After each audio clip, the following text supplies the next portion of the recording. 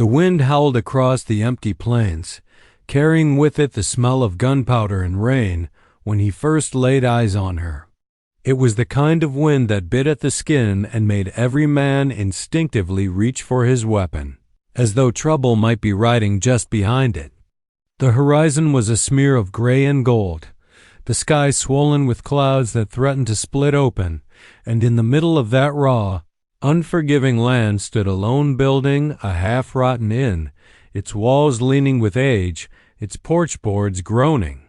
Under the weight of years, she was there, a white lady of 30, her dress once fine but now torn and dirtied by travel, stood on the porch as if she herself were a fragile post holding the whole inn upright. Her hair, a cascade of pale strands, was unbound and tangled from the wind, and her face was streaked with dust that did nothing to hide the quiet dignity in her eyes. She was not young enough to be mistaken for a girl, nor hardened enough to be mistaken for an old settler's wife. No, she was something else entirely, something rare. Her beauty was of the kind the frontier didn't often see, not polished, not decorated, but tempered like steel. A beauty earned through struggle. The warrior man reined in his horse at a distance, his dark silhouette stark against the gathering storm. His bare chest, bronzed and scarred, glistened faintly from the sweat of the ride. Long black hair whipped across his shoulders, tied back loosely with a strip of leather. Beads and bone ornaments, tokens of battles and memories, clung to him like whispers of another world. His eyes, sharp and restless as a hawk's, scanned her first with caution, then softened with something he could not quite name. He had seen countless faces in his years, faces twisted by war, faces broken by hunger, faces that looked at him with hatred, but never this. Never her. And though the storm swirled and the night seemed to draw its knife, he felt a strange warmth in his chest. He lowered his voice, barely more than a breath, as if speaking to a vision that might vanish if the words were too loud. "I've dreamed of a lady like you." The words slipped out unbidden, startling him as much as they startled her. She froze on the porch, her hand tightening around the post as though it were her only defense. For a long moment, her eyes stayed locked on him, her chest rising and falling with quickened breaths. There was fear there, yes, but also something else, curiosity. Her lips parted as if to speak, but no sound came. The silence between them stretched, thick with the storm, thick with possibility. The world around them seemed to vanish. The cries of coyotes in the distance, the restless stamping of horses in the corral, the creak of the inn sign swinging on rusty chains, all of it dimmed. The only thing that remained was the pulse of two strangers caught in a gaze neither could break. Inside the inn, light flickered against the window's lantern glow, trembling as though it too feared the coming night. The warrior dismounted, boots sinking into mud softened by the first drops of rain. Each step he took toward her was slow, deliberate, heavy with unspoken promise and warning. The boards of the porch moaned as he reached the bottom step, his presence filling the space like thunder before a strike. She took a step back. He noticed, but said nothing. He only studied her with that same unrelenting gaze, as though searching her face for the truth of why fate had placed her in his path. She was no settler's wife, no drifter chasing a dream of gold. The weariness in her eyes spoke of miles traveled with no rest, burdens carried with no relief that he had not intended to stop at this place. His journey had been solitary, his heart long closed to the things of softness and warmth. But something about her stance against the wind, her eyes that seemed to hold both fear and defiance, called to him more than the road ahead. For the first time in many years, the warrior felt the faint stir of something he had almost forgotten, wonder. Yet even as it stirred, danger lingered on the air. The storm was not only in the sky, it was in the land, in the lawless men who roamed it, in the secrets the woman carried in her trembling hands. Though he did not yet know it, Her arrival at this broken inn would tie his fate to hers and change the course of both their lives forever. The night was restless, alive with uneasy noises that seemed to creep into every corner of the lonely inn. Horses shifted nervously in the corral, hooves striking the earth in quick, uneven rhythms. They smelled what the air carried storm and danger.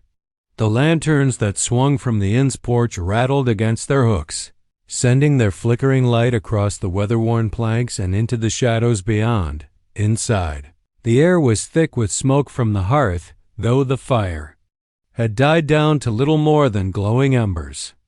The warrior man leaned against a post near the door, his body still as stone, eyes never leaving her. His presence filled the room without effort. He looked like a figure carved from the land itself, scarred, unyielding, and bound by something older than the wooden walls that creaked around them. She sat at a table by the window, the flame of a lantern painting gold across her tired features. Every movement she made carried the weight of exhaustion, from the way she brushed loose strands of hair from her face to the way her shoulders sagged beneath the burden of her journey. Her dress, though fine once, was torn at the hem and dirt-stained from miles of rough trail. And yet, even in her weariness, there was a stubborn strength in her posture, as though she refused to let the wilderness swallow her whole. The satchel never left her grasp. She held it on her lap, one hand tightening and loosening over the strap like a heartbeat she couldn't control. Its weight was small compared to the toll life had already taken on her, but her grip said otherwise.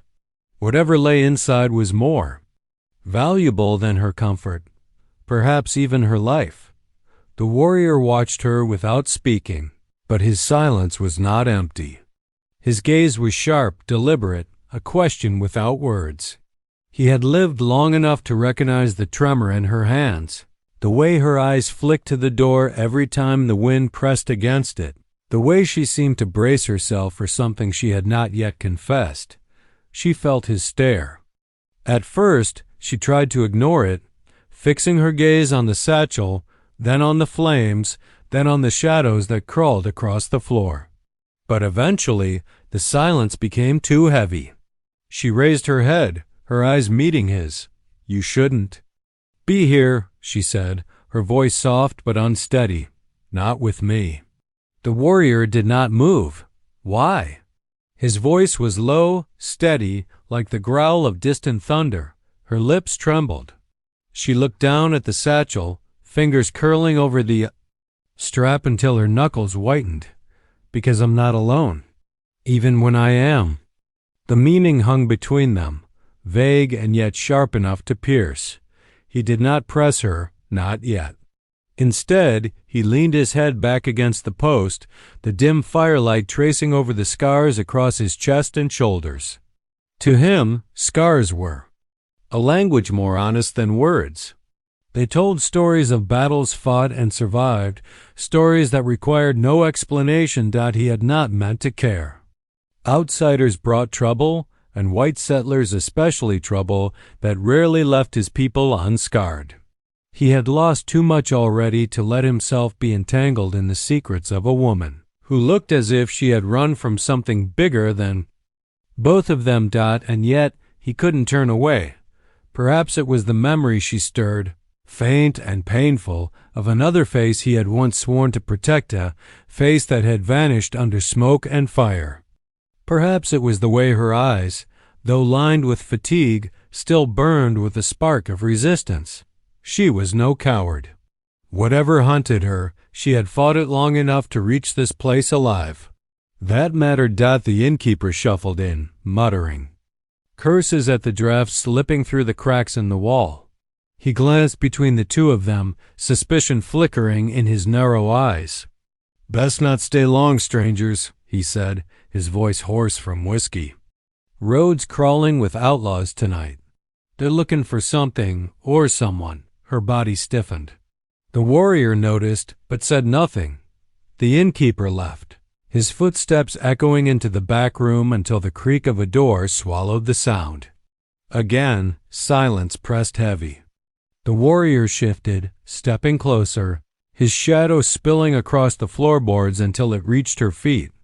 "You carry weight," he said, his gaze falling to the satchel. "Not just on your shoulders," her breath caught. For a moment, she seemed ready to deny it, to lie, to push him away. But her lips parted instead, her voice trembling with the honesty of someone who no longer had the strength to keep the truth buried. "If I told you," she whispered, her eyes glistening in the lantern light, "you would wish you'd never stopped to help me." The storm outside growled against the roof, rain beginning to tap its fingers along the wood. The warrior did not answer. His silence was a vow of promise that no matter what truth she carried, he would hear it dot, and though she could not yet admit it, part of her was desperate for him too. The innkeeper's warning clung to the air like smoke that refused to fade. "Outlaws been ridden these roads. Don't trust no one." His words rattled in her chest, though she already knew them to be true. She had seen those men, their eyes hollow with greed, their laughter sharp as broken glass. And she knew they would not stop until they had what she carried. The lantern flickered, shadows twitching across the walls as though the room itself were listening. She sat at the rough-hewn table, her hands tight on the satchel, every muscle tense. The warrior stood across from her, unmoving, his gaze fixed on her with a kind of patience that was more dangerous than anger. He did not ask again what she carried, but the question hung there between them, louder than the wind rattling the shutters. For a moment, her thoughts carried her back to the canyon road where her wagon had broken down.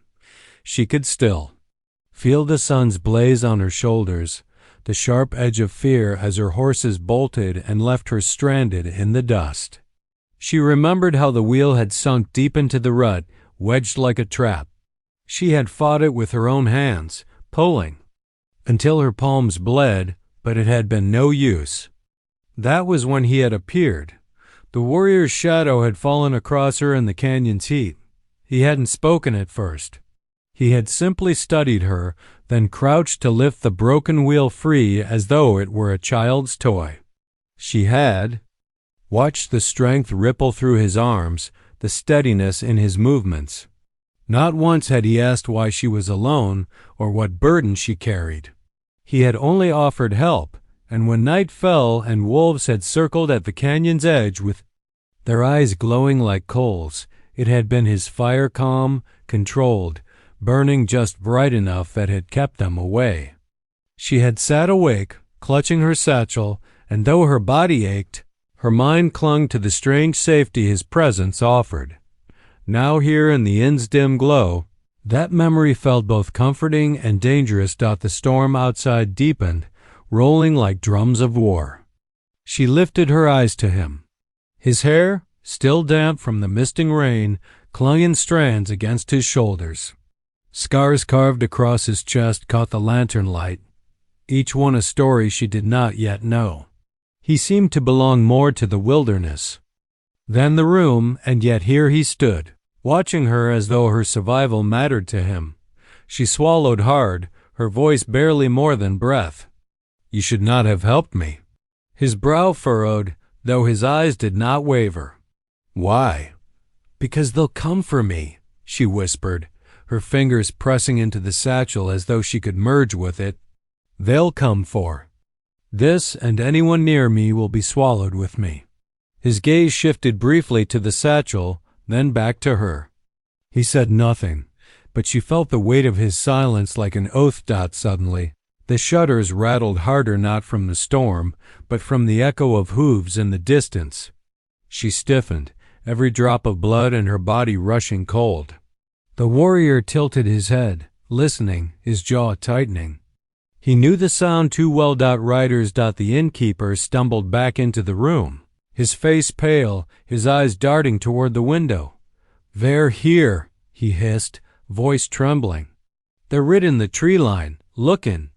Her breath caught. She hugged the satchel to her chest, rocking slightly as though bracing herself for impact. The warrior moved toward the door, silent and measured, his bow already in his hand.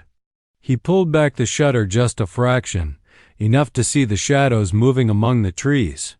Shapes on horseback, circling slow, patient. They weren't rushing in, they were hunting. He let the shutter fall closed, the wood slapping back into place. His eyes burned in the dim light as he turned toward her. "It is already too late to wish I had not helped you." Her chest tightened, her lips parting as though she wanted to argue, but no words came. She looked at him, at the immovable strength in his stance, and something inside her cracked. "They'll kill me for what I carry," she whispered, her voice breaking, raw with fear. "You don't understand. They've already killed for it." His jaw clenched, the weight of her words sinking deep. He stepped closer, his presence filling the room, his shadow falling across her trembling form. For the first time since she had met him, she saw something in his eyes, not just patience, not just curiosity, but fire. Whatever she carried, whatever storm had followed her, it was his storm now too. And outside, the outlaws waited, their laughter riding the wind like a promise of blood. The storm broke not with thunder, but with silence. It was the kind of silence that pressed against the ears until every heartbeat felt like a drum. The rain had slowed to a mist, the wind to a whisper, but the night was anything but calm. Somewhere, in the blackness beyond the inn's porch, men sat their horses, waiting, listening, circling like wolves that had found the scent of prey. The warrior man stood by the door, bow in hand, his back straight, his breathing even. He was a figure carved from shadow, unmoved by the danger gathering outside. His sharp eyes studied the cracks between the shutters, every flicker of movement in the tree line. She sat trembling at the table, clutching the satchel to her chest, as though her very heartbeat had been sewn into its leather. Her knuckles were pale from gripping the strap too tight. Each creak of the inn's floorboards made her flinch. Each distant jingle of a bridle sent her chest tightening. "They're here," she whispered, her voice raw. "I told you they'd come." The warrior did not turn his head. His voice, when it came, was steady, calm. "How many?" Her breath shook. "Too many. They don't ride alone. They never ride alone." He slid closer to the window and parted the shutter just enough to glimpse the shapes in the mist. Dark silhouettes against darker trees, men with rifles resting across their saddles. The faint red glow of a cigar ember in the dark. Their horses. Shifted, tails swishing, restless with the scent of violence. He counted quickly, lips pressed tight. More than half a dozen, maybe more in the shadows. Enough to gut the place if they wanted. The innkeeper stumbled into the room, face pale, hands shaking. "I won't have no gunfight in here," he hissed, though his eyes betrayed more fear than authority. "Take your quarrel outside before you bring the whole place down." The warrior ignored him. His gaze stayed on her. "What is in the satchel?" Her lips parted, eyes darting toward the window as though the very walls might give way. She shook her head, her breath quickening. "You wouldn't believe me. Try me." Her hands shook as she opened the flap just enough for him to glimpse the edges of parchment inside maps, deeds, and something sealed with the wax crest of a powerful rancher. Her voice cracked when she spoke. "Land, water rights. Enough. To build an empire. They'll burn this whole frontier to own it." The warrior's eyes darkened. He understood now why the outlaws circled like vultures.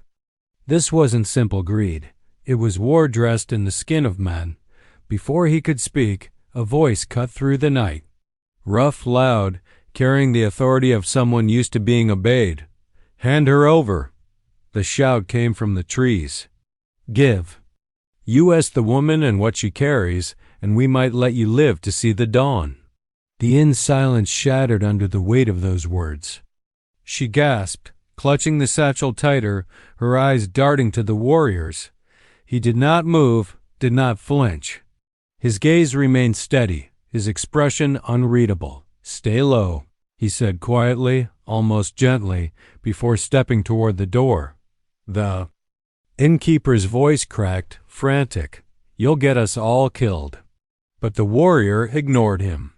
He pushed open the door, the hinges groaning, and stepped out onto the porch. The mist clung to his skin, rain beating across his scars, his long hair whipping in the restless breeze. He stood bare-chested against the night, bow in one hand and arrow in the other, his presence like a mountain planted in the earth. The outlaws shifted in the tree line, their horses stamping, snorting, the metallic glint of rifles catching in the lantern light. One man rode forward just enough for his shadow to show, the cigar ember glowing in his teeth. "You got one chance," the outlaw leader drawled. "Hand her over, savage. Ain't worth dying for some white lady who don't belong to you." The warrior raised his head, his voice carrying across the silence, low and steady, like thunder rolling across the plains. "She belongs to no man." The leader spat into the dirt. "Then she won't belong to the earth neither." The outlaws laughed, a cruel chorus that rang through the trees. Horses stamped. Rifles clicked. The storm that had lingered in the distance now coiled tight around the inn, ready to strike. Inside, she pressed a trembling hand to her mouth, her heart pounding loud enough she thought they might hear it. Through the window she saw him tall, unmoving, a lone figure facing down an army. For the first time, a flicker of hope sparked in her chest, tangled and dangerous, because she realized he wasn't going to leave her dot, and when the first rifle lifted in the dark, she understood. The storm had truly come. Gunfire shattered the night. The first shot cracked through the silence, splintering the inn's wooden doorframe just inches from the warrior's head. A second followed, glass exploding from the window behind him. Horses screamed in the distance. As the outlaws whooped, circling closer, their rifles flashing in the dark like sparks from Hell's own forge, the warrior moved fast. He shoved the door shut and threw the iron latch across, then turned with a sharp command. Down. She hit the floor, clutching the satchel tight, her heart slamming against her ribs so hard it hurt. Bullets tore into the walls, sending splinters flying. The inn filled with smoke, plaster dust, and the acrid stench of gunpowder. Lantern light quivered, shadows leaping across the chaos. The innkeeper cursed and ducked behind the counter, hands shaking so badly he dropped the rifle he'd kept hidden beneath it. It clattered across the floor toward the warrior's boots. Without hesitation, the warrior bent, picked it up, and tossed it back. "Use it or stay out of my way," he growled. The old man swallowed hard, fumbling with the weapon, while the warrior reached for his own hisbow, strewn tight with rawhide. His hands moved with a predator's calm, drawing an arrow from the quiver slung across his back. He pulled the shutter open with one swift motion, loosed the arrow, and shut it. Again in less than a breath, a scream cut the night. One outlaw fell from his saddle, his body thudding into the mud. The others roared with fury, their bullets hammering the inn harder. Boards split, beams groaned, glass shattered until the building seemed ready to collapse. The air inside was thick, choking, the smoke curling like dark fingers around their throats. She coughed, crawling across the floor toward him. "You'll die if you stay here." His hand came down firm on her shoulder, pinning her in place. His eyes, fierce and steady, burned into hers. "Then I die standing." The words struck her deeper than the storm, deeper than the gunfire. For the first time in her life, she felt the weight of someone else's strength pressed against her own fear, not crushing, but steadying as if daring her to rise with him. The outlaws shifted tactics. No longer content to fire from the tree line, they spurred their horses forward, circling close. The sound of hooves thundered around the inn. Shadows streaked across the windows, riders leaning low, their pistols flashing like lightning. The warrior loosed arrow after arrow, each one striking with deadly precision. A horse reared, a rider fell, another outlaw slumped forward, rein slipping from his fingers. But still more came, their numbers pressing like a tide. The innkeeper fired wildly from the back, each shot deafening in the tight space. One bullet found its mark, another cracked into the bar mirror, sending shards scattering across the floor. "They'll burn us out," he shouted, voice breaking with fear. "That's what they'll do." And as if summoned by the words, a flaming bottle arced through the window. It shattered against the far wall, fire bursting outward, licking hungrily across the floorboards. The smell of kerosene choked the air. She screamed, stumbling back as the fire spread. The warrior seized a blanket, smothering the flames with quick, hard strikes. But he knew the truth. The outlaws would keep throwing fire until the whole place was an inferno. Another bullet ripped through the window, grazing his shoulder. Blood streaked down his skin, but he didn't falter. He reached for another arrow, his movements sharp and unbroken. Her breath came in ragged gasps as she crawled back to him, clutching the satchel. "You don't understand," she whispered, her voice trembling as the fire hissed and cracked behind them. "They won't stop. Not until I'm dead." His eyes flicked to her, sharp and unyielding. "Then we make them stop." Outside, the outlaw leader's voice rang out again, thick with mockery. "You can't hold us off forever, warrior. We'll take her, and when we do, we'll salt the earth she walks on." The warrior rose to his full height, bow drawn, his chest streaked with blood and sweat. His shadow stretched long across the burning floor, a figure caught between man and legend. He loosed another arrow, his voice carrying through the roar of the fire, through the bullets and the laughter and the storm. "She is not yours to take." The outlaw he struck toppled backward, his scream silenced in the mud dot inside. Smoke clawed higher, flames licking the ceiling beams.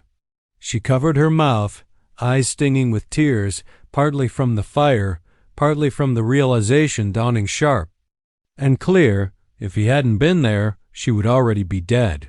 And outside, the circle of riders tightened, ready to crush the inn with fire and iron. The battle had only just begun. Dawn broke blood-red over the plains. The storm had passed, but its fury lingered in the wreckage.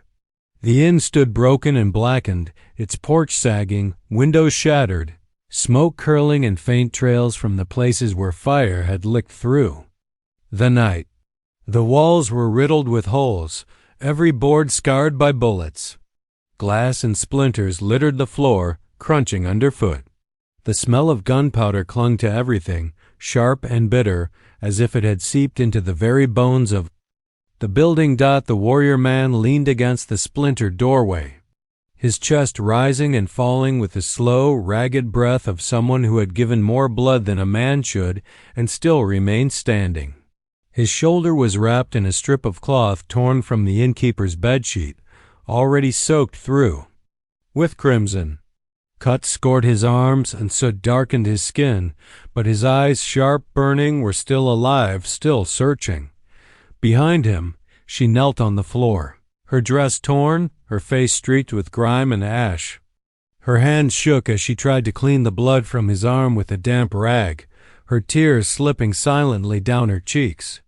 She had not wept during the fight, not when the bullets tore through the walls, not when fire climbed the beams overhead. But now, with the silence pressing in, the tears came. "You should be dead," she whispered, her voice hoarse from smoke. He turned his head slightly, his long hair falling loose around his face. "But I am not." Her fingers faltered against his skin. She looked at him, really looked, and for the first time allowed herself to wonder why. Why had he stayed? Why had he fought like the world itself depended on it? He owed her nothing. And yet, when the fire burned and the outlaws screamed, he had stood between her and death as if it were the most natural thing a man could do. The innkeeper stumbled into the room, coughing, his face pale, his hands still trembling. "They're gone," he said, though the words shook with uncertainty. "Scattered into the hills. Don't reckon they'll try again so soon." His eyes flicked to the warrior, then to her. "But they will try again." She tightened her hold on the satchel, pressing it to her chest as though she could shield it from his words. The flap had been torn in the struggle, and papers spilled onto the table. Maps, deeds, and letters ink-stained proof of something far larger than a simple chase. The warrior reached for one of the papers, his hand steady despite his wounds. His eyes scanned the markings, his brow furrowing. Rivers and trails were drawn in black ink, lines tracing land boundaries, water rights, and grazing ranges. Seals of wealthy men's names stamped the corners. He set the paper down slowly, his voice low, edged with grim understanding. "They do not chase you. They chase this." She closed her eyes, her lips parting in a shuddered breath. "Yes." The words tumbled out of her then, as though she could no longer carry them alone. "That land, those rights, they were meant for me. My family's inheritance. My father died trying to keep it safe, and they killed him for it. I ran because I knew I would be next." Her voice broke, tears running freely now. "And if they take it, they'll drive out every family from here to the mountains. They'll burn the rivers dry just to line their pockets." The warrior listened, silent, his jaw tight. He had seen this before: land taken, rivers dammed, families driven to dust while powerful men claimed victory. His scars were not only from battles fought in war, but from the cruel theft of the very earth beneath his people's feet.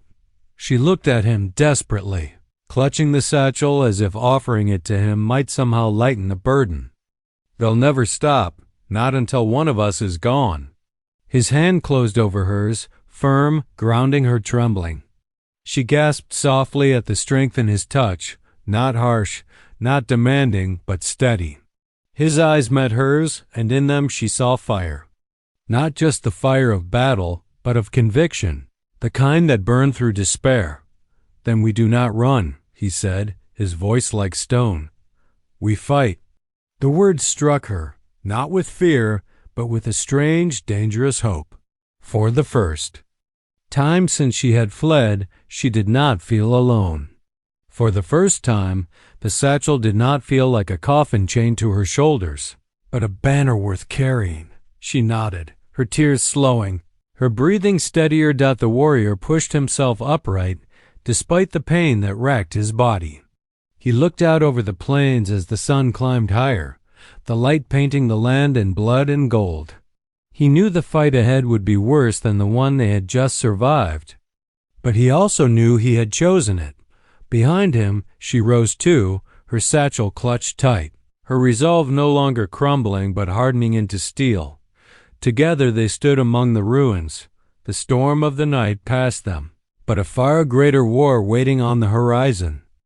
The town stood still the morning after the storm, as though holding its breath for what might come next. Dust swirled lazily through Main Street, drifting across boot tracks and wagon ruts that had been carved deep from the night's chaos. Townsfolk gathered in clusters, whispering in anxious voices, their eyes darting toward the ridge where the horizon bled with early light. The sheriff's men, bruised but breathing, leaned against walls, their pride shattered more than their bones. At the center of it all, she stood, her auburn hair loose in the dawn breeze, her dress torn from the night's struggle. There was no fear in her eyes anymore, only clarity, as if some invisible veil had been torn away. For the first time, she understood her own place in this harsh land. She was not a pawn to be bartered, nor a woman to be hidden behind saloon curtains. She had chosen, and in that choice lay her freedom. The warrior approached her slowly, his moccasins whispering against the earth. His long black hair fell over his shoulders, glistening with the remnants of rain. A fresh scar cut across his chest where the sheriff's bullet had grazed him, but he walked tall, his presence carrying a weight that no wound could dim. The crowd parted instinctively, silence heavy as a churchyard. "I've dreamed of a lady like you," he said again, softer this time, not a boast but a confession. His dark eyes, once burning with battle, now shimmered with something gentler, more fragile. Her breath caught. She remembered the first time he had spoken those words, how they had sounded like a riddle then, a warning perhaps. Now they sounded like truth. She reached out, her pale fingers trembling as they brushed the ridge of his scar. Her touch both question and answer. The townsfolk gasped. Some turned away in shame, others in anger, but most simply stared, as though witnessing something larger than themselves, a union no law could dictate, no prejudice could chain. The sheriff, arm-bound in a sling, staggered forward. His face was pale, his pride shattered, but his voice still carried bitterness. "This ain't right," he spat. "You don't belong here, either of you. This land was built by law, by blood, by chains." The warrior cut in, his voice low but edged with iron. He stepped closer, forcing the sheriff back without raising a hand. "Your law is a cage. Your blood has spilled on soil that was never yours. But this woman," he glanced at her, his chest rising steady, "she has broken those chains, she has chosen." A hush fell, heavier than gun smoke. The sheriff's lips curled, but before he could speak, the townsfolk themselves stirred. An old rancher tipped his hat toward the woman, muttering, "Reckon a soul's got the right to choose." A saloon girl, bruised from the night before, whispered, "If she can stand with him, maybe we all can stand for something better." One by one, the murmurs grew, not shouts of defiance, but seeds of change falling into tired soil. The sheriff swore under his breath, retreating like a man who knew his fight was finished. The warrior did not watch him go. His eyes stayed only on her. "Will you ride with me?" he asked, the words carrying both hope and risk. For a heartbeat, she looked back at the town, the wooden storefronts, the cracked windows, the people who had never truly seen her. She thought of all the years wasted behind lace curtains and false smiles, of nights filled with silence instead of song. And then she looked at him, standing proud against the rising sun, scarred but unbroken, a man who had walked through fire just to keep her safe. Her answer came not in words, but in the way she moved, stepping toward him, pressing her hand into his, lifting her chin with resolve. "Yes," she whispered finally, her voice clear as a church bell. The warrior lifted her onto his horse, his movements gentle as if she were made of porcelain, though he knew she was stronger than steel. He mounted behind her, his arm circling her waist, not as possession but as promise. Together, they turned their gaze to the horizon, where the sun spilled molten gold across the plain's dot. As they rode away, the town faded into silence. Some wept, some cursed, but many simply watched, hearts pounding with a strange new longing. For deep inside, they knew they had seen something rare, two souls who had chosen love over fear, freedom over chains. And as the hoofbeats faded into the distance, swallowed by the open prairie, one truth lingered in the air like smoke after a fire. Sometimes, the bravest thing a person can do in the Old West is not draw a gun, but hold out a hand. The warrior had dreamed of a lady like her. And now, in the golden blaze of morning, his dream had become the world's defiance.